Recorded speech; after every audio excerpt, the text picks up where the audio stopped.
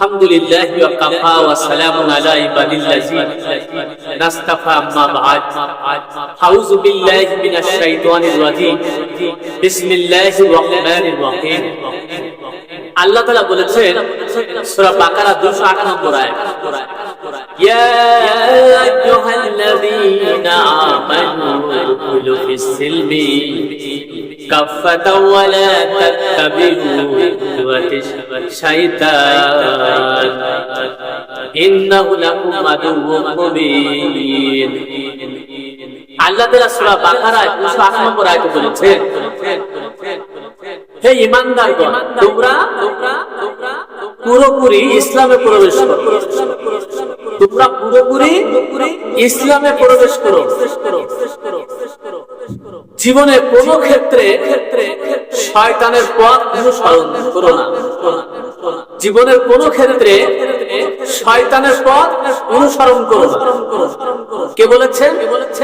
আল্লাহ বলেছেন, হে ঈমানদারগণ, তোমরা পুরোপুরি ইসলামে প্রবেশ করো।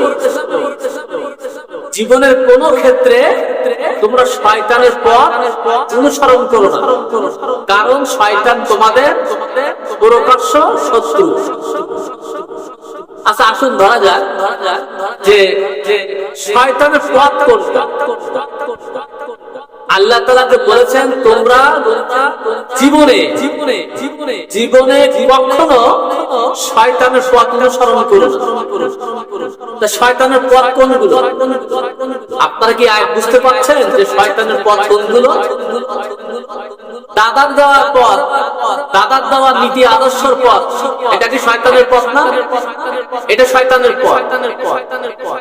মানুষের তৈরি করা আদর্শ, মানুষের তৈরি করা রাজনীতি, মানুষের তৈরি করা আদর্শ রাস্তা, সামাজিক জীবন, রাষ্ট্রীয় জীবন, ব্যক্তিগত জীবন, পারিবারিক জীবন,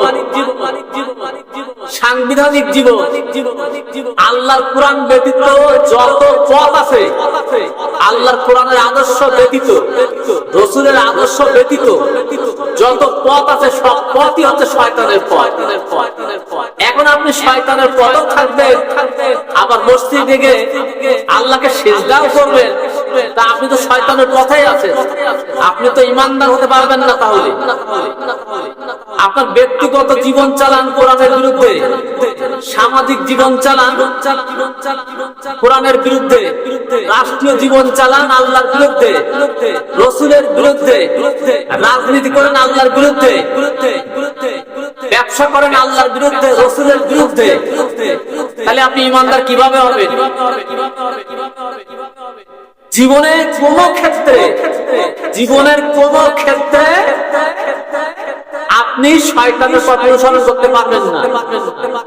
আল্লাহ বলে দিয়েছেন, সেই শয়তানের পথ আমরা অধিকাংশ মানুষ সেই শয়তানের পথ আমরা মেনে চলছি। শয়তানের পথ আমরা সবচেয়ে বেশি ভালোবাসি। আজ বাংলাদেশ ৫৪টা বছর স্বাধীন হয়েছে, কি দিয়েছে জাতির জন্য বলতে পারবেন? একটা বিচার বাপের পৈতৃক সম্পত্তির জন্য মামলা দিলে ১০ বছর, ১৫ বছর, ৩০ বছর পর্যন্ত যায়। কত বাটপাড়ির বিচার ব্যবস্থা একটা চিন্তা করতে পারছেন? আপনার সন্তান এদেশ থেকে বিদেশে যাবে চাকরির জন্য, মুরগির ডিম, ছাগল, গরু, হাঁস, মুরগির জমি জায়গা বিক্রি করে তারপর তাকে বিদেশ যেতে হয়। আবার রেমিটেন্স পাঠায়, সেই রেমিটেন্সের টাকায় এদেশ চলে। তারপরও আপনি তাদের পক্ষে কথা বলেন, তাহলে আপনার মতন বড় জালিমকে বাংলাদেশের কেউ আছে? কেন? আমি এদেশের নাগরিক না? আমাকে বিদেশ যেতে হলে সরকারি ভাবে সরকার থেকে আমাকে লোন দিবে, কাজ শিখাবে, প্রশিক্ষণ দিবে, তারপর বাইরে রাখতে পাঠাবে। আমরা কি সুযোগ সুবিধা পাচ্ছি? এক একজন এমপি ১০,০০০ কোটি টাকা, ৫,০০০ কোটি টাকা, ৪,০০০ কোটি টাকা, ৩০০ কোটি টাকা, ১০০ কোটি টাকা, ৮০ কোটি টাকা। কেন? ঋণ খেলাপি কেন? এগুলো তো আমাদের টাকা, আমরা জনগণ, আমাদের টাকা। জনগণের জন্য কি রাখছেন আপনারা? নতুন বাজেট আসছে, আমাদের জন্য কি দিয়েছেন? সাধারণ মানুষদের জন্য কি দিয়েছেন? কোন বাজেট কিন্তু সাধারণ মানুষের জন্য হয়ে নাই, আসে নাই, আর একদম না কোনো কালে। কারণ আপনি নিজেই চান না, আপনার নিজের পায়ে নিজেই কুড়ুল মারছেন, তাহলে পাবেন কিভাবে? একটু আগে আমার এক দাদা আমাকে বলছে যে নীল ফামারির এমপি কি বলেছে শুনেছো? জামাতের নাকি কি বলেছে, একটা ভুল কথা বলেছে না, তাই নিয়ে খুব লাফাচ্ছে।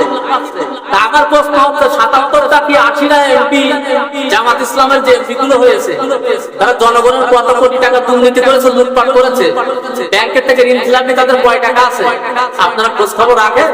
লাফালাফি করছে। আর আপনার দলের এমপিরা কত কোটি টাকা লুটপাট করেছে এটা খোঁজ নিয়ে দেখেন। আমার মুখ থেকে শোনার দরকার নাই। চোরের মার বড় গলা, এটা মনে রাখবেন। চোরের মার সবসময় বড় গলায় থাকে, সে চুরি করবে আর গলাবাজি করবে। চোরের বৈশিষ্ট্য এটাই। এ দেশ কখনো ভালো হবে না, আমরা কখনো ভালো করতে পারবো না। জনগণ যদি না চায় ভালো হবে না। জনগণকে একটা কার্ড দিলে এরা ঠান্ডা হয়ে যায়। এক ঘরে 25 জন চাকরি করে, কথার কথা 5 জন চাকরি করে, আর 10 ঘরে একজনও চাকরি করে না। কেন? এ নিয়ম নীতি কেন এদেশে থাকবে? আপনি জান্নাত চাবেন, জান্নাত পাবেন কিভাবে? 5 ওয়াক্ত নামাজ পড়লে কি আপনি জান্নাত পাবেন? নামাজ ভেস্তে চাবি সম্পূর্ণ মিথ্যা কথা। আপনাকে ভালো করতে হবে। আল্লাহ বলেছেন ওয়াম্মাল কাসিতুনা ফাকানু লিজাহান্নামা হাতাবা, যারা ন্যায় এবং সত্য থেকে বিমুখ হবে এরাই হবে জাহান্নামের ইন্ধন। তা জান্নাত কিভাবে পাবেন? যারা ন্যায় এবং সত্য থেকে বিমুখ হবে এরাই হবে জাহান্নামের ইন্ধন। আপনি ন্যায় কোনটা জানেন না, সত্য কোনটা জানেন না, সত্যের পথ চেনেন না, ন্যায়ের পথ চেনেন না। আপনি নামাজ পড়ে যাচ্ছেন, কোরআনের বিরুদ্ধে আন্দোলন করছেন, আল্লাহর বিরুদ্ধে আন্দোলন করছেন। দিন মানে কি? দিন মানে আনুগত্য করা। কার আনুগত্য করবেন? আপনি অবশ্যই আল্লাহর আনুগত্য করবেন, রসুলের আনুগত্য করবেন। আপনি আল্লাহর আনুগত্য করবেন না, আল্লাহর রাজনীতি করবেন না, আল্লাহর কোরআনের আইনকে বাস্তবায়ন করার জন্য বিন্দু মাত্র চেষ্টা করবেন না, জান্নাত পাবেন না। আপনি কিভাবে জান্নাত পাবেন? সুদ খাচ্ছেন, 5 ওয়াক্ত নামাজ পড়ছেন, আবার জান্নাত দাবি করছেন। মামুর বাড়ি পাইছেন জান্নাত? কোরআনের বিরুদ্ধে আন্দোলন করছেন, সামাজিক ভাবে, রাষ্ট্রীয় ভাবে কোন দায় আপনার নেই, শুধু 5 ওয়াক্ত নামাজ মাথা ঠুকলে আপনাকে জান্নাত দিবে আল্লাহ। ওয়াম্মাল কাসিতুনা ফাকানু লিজাহান্নামা হাতাবা, যারা ন্যায় এবং সত্য থেকে বিমুখ থাকবে এরা হবে জাহান্নামের ইন্ধন।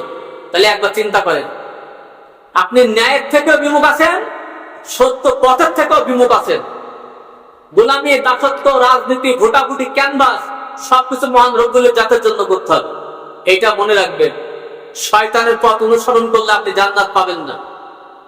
ইয়া আইয়ুহাল্লাযীনা আমানু উদখুলু ফিস সিলমি কাফাতা ওয়া লা তাত্তাবিউ খুতুওয়াতিশ শাইতান।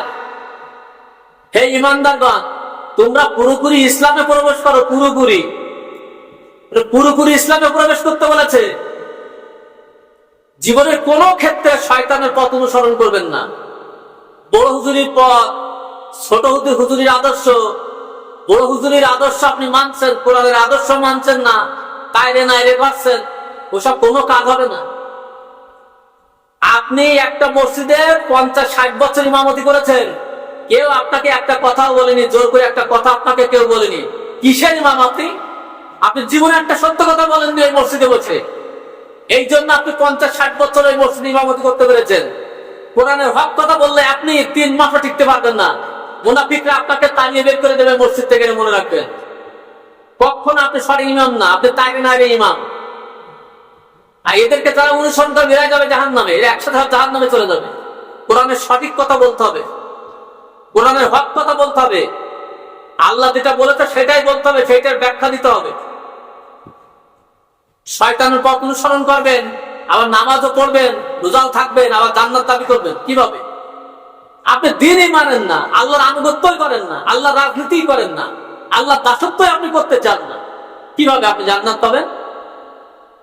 দর্শক, আজকে এই পর্যন্ত বিদায় নিচ্ছি। ওয়াকিরি দাওয়ানা আলহামদুলিল্লাহি রাব্বিল আলামিন। সবাই ভালো থাকেন, সুস্থ থাকেন। আসসালামু আলাইকুম ওয়া রাহমাতুল্লাহি ওয়া বারাকাতুহু।